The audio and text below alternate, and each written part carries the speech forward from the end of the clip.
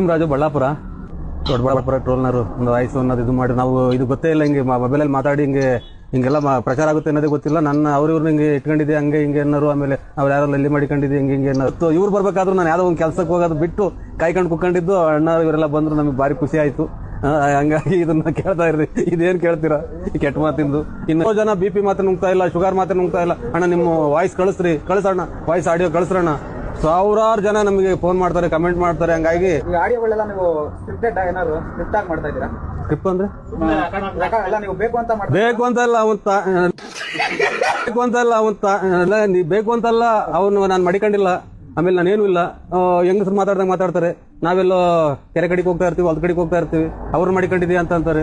ಅಲ್ಲಿ ಮಗ ಹುಟ್ಟಿಸಿ ಬಂದೆ ಅಂತ ಅಂತಾರೆ. ನಾನು ಯಾರು ಹುಟ್ಸಕ್ ಹೋಗೋಣ? ಹಂಗಾಗಿ ಹಿಂಗೆ ಮಾತಾಡ್ತಾರೆ. ನಾವೇನು ಅದ್ರಾಗ ಏನು ಇಲ್ಲ.